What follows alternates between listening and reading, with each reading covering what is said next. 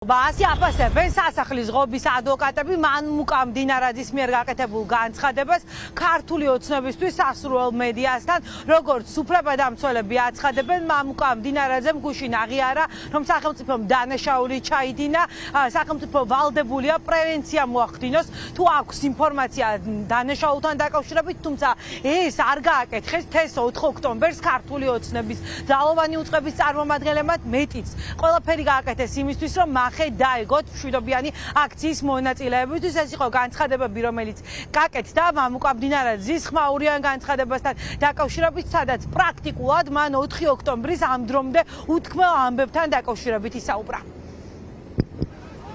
ჩვენ ვნახეთ ჭორიკანა ადამიანი რომელიც ცდილობდა მოერგო სახელმწიფოზე და საზოგადოებაზე მზრუნველის როლი და ეს სასახად არ გამოუვიდა თუკი სულს ჰქონდა ინფორმაცია, სარწმუნო ინფორმაცია, რომ 4 ოქტომბერს იგეგმებოდა ძალადობრივი ქმედებები, მაშინ ამ პოლიტიკოსებს წარდგენილი აქვთ ბრალი მხოლოდ მოწოდებებისთვისაც, როდესაც დინარაძე საუბრობდა, რომ არ ჰქონდა მტკიცებულება, რომ წინასწარ დაგვეკავებინა ეს ადამიანები, არის ტყუილი, მათ ჰქონდათ, როგორც აღმოჩნდა, მათი გადასახედიდან საფუძველი პოლიტიკოსების საჯარო განცხადებები, რომ ისინი დაეკავებინათ როგორც ლევან ხაბეიშვილი და თავიდან აერიდებინათ ის ძალადობები, რომელსაც თითქოს ეს ადამიანები აორგანიზებდნენ. მაგრამ როგორც აღმოჩნდა, ეს არის მხოლოდ და მხოლოდ ჭორიკნობა, ისინი არ ზრუნავენ არც სახელმწიფოზე, არც საზოგადოებაზე, თავად გეგმავდნენ პროვოკაციებს, თავად სურდათ უფრო მძიმე შედეგები, თავად სურდათ უფრო მეტად დაზიანებული სამართალდამცავები იმ დღეს. ეხო ფაქტადაა დადასტურებულად ვიცით, რომ სუსის აგენტები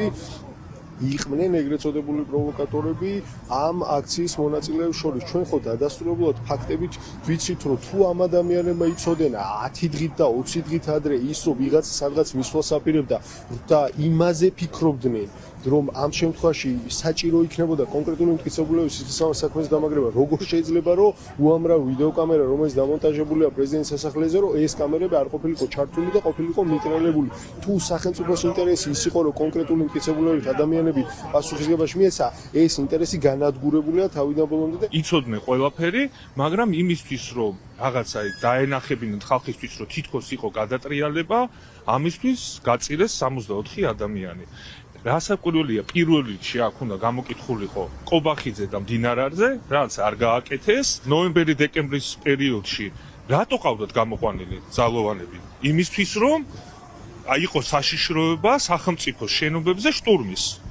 თუ გამოყვანილი ყავდათ, რატო არ ყავდათ 4 ოქტომბერს გამოყვანილი და რატო ყავდათ დამალული ყველა? იმისთვის რომ მომხდარიყო ძალადობა, იმის რასაკვირველია გათვლა იყო ის რომ დაეჭირათ ბევრი ადამიანი.